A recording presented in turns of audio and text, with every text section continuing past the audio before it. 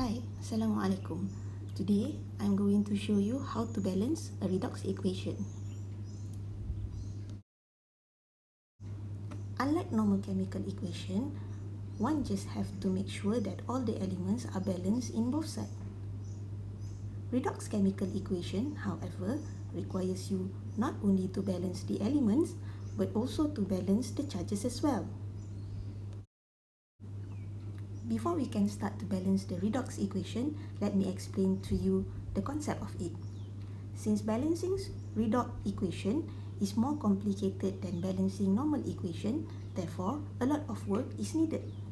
This work has to be done systematically. Otherwise, you will find yourself doing things over and over again and without getting the target result.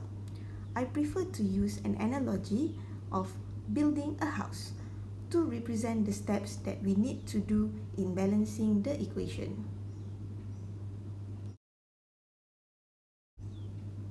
To build a house, first you need a good base. Then you need to set up the pillars. After that, you need to put up the wall. And lastly, you can finish the house with the rooftop. Like I have mentioned earlier, these steps need to be followed thoroughly. For example, you can't start building the house by putting up the rooftop first. Without the base, the pillar, and the wall, nothing is going to support the roof. Similarly, you can't put up the pillar first because it does not have a good base to support it.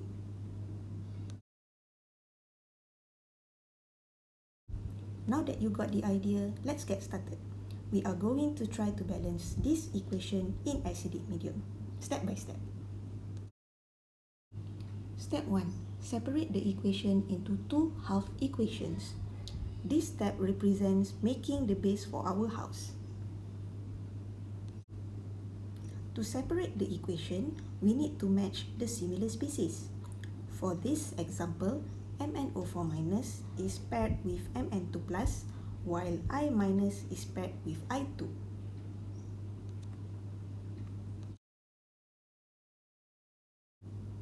Step 2. Balance all the elements in both equations.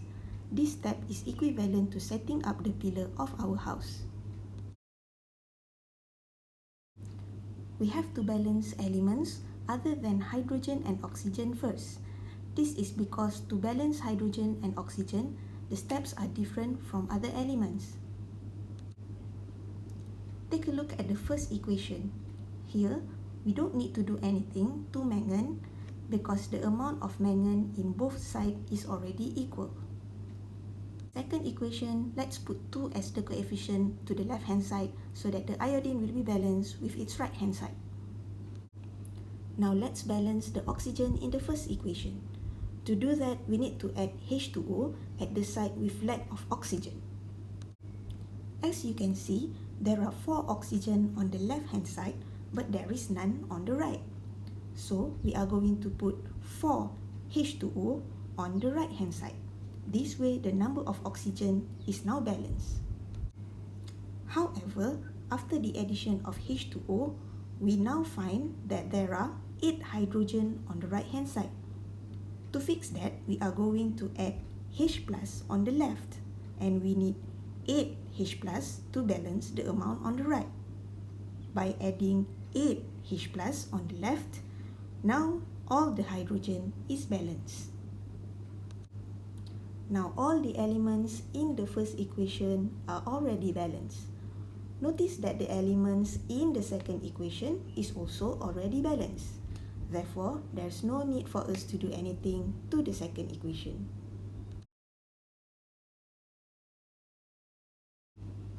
Step 3. Balance the charges in the equation. This step is like putting up the wall for the house.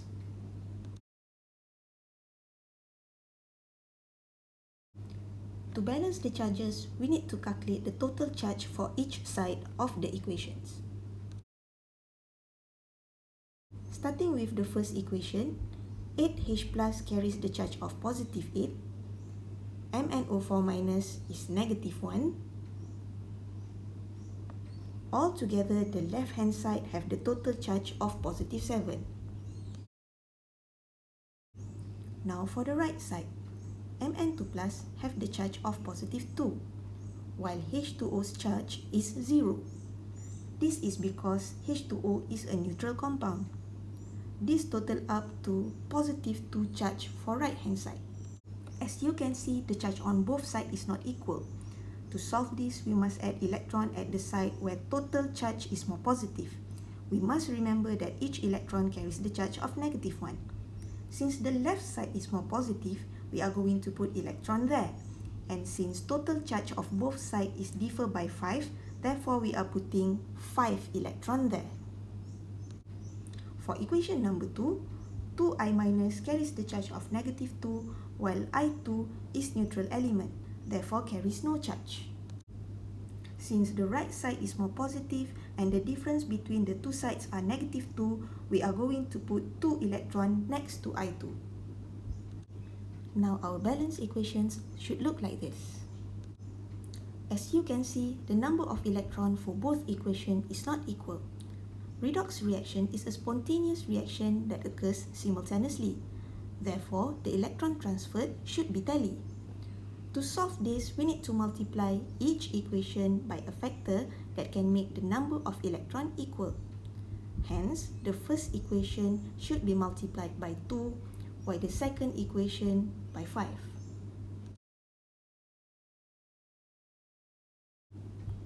After the multiplication, our equations should look like this. Step 4. Recombine the two equations. This is the final step where you can put the roof on top of our metaphorical house.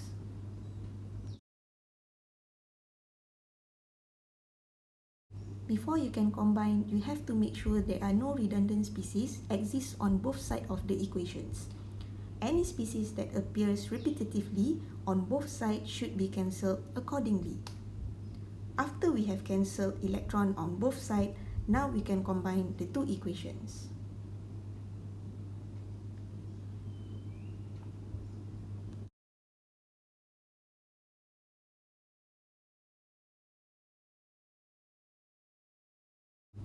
Now our combined balanced equation should look like this.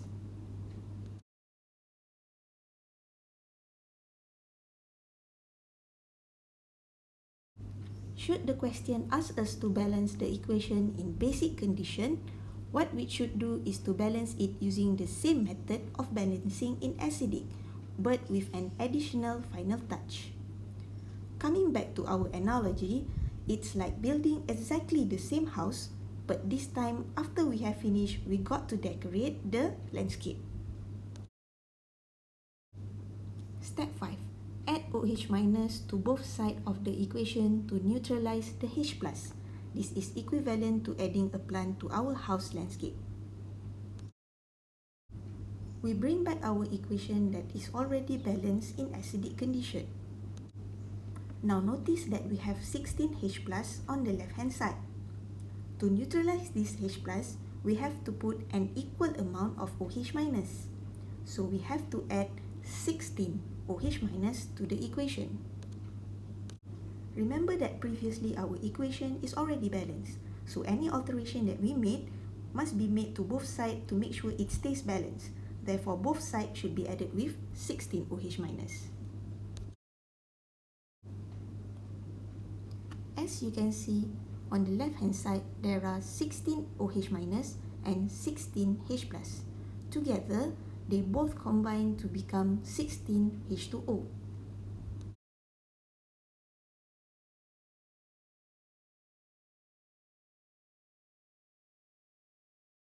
Combining the OH minus and H plus will make the equation looks like this.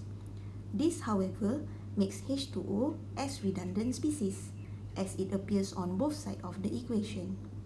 To simplify this, we can cancel the species by the smaller number of the two sides. On the left hand side, we have 16 H2O, while the right hand side have 8 H2O. So only 8 H2O can be cancelled from both sides.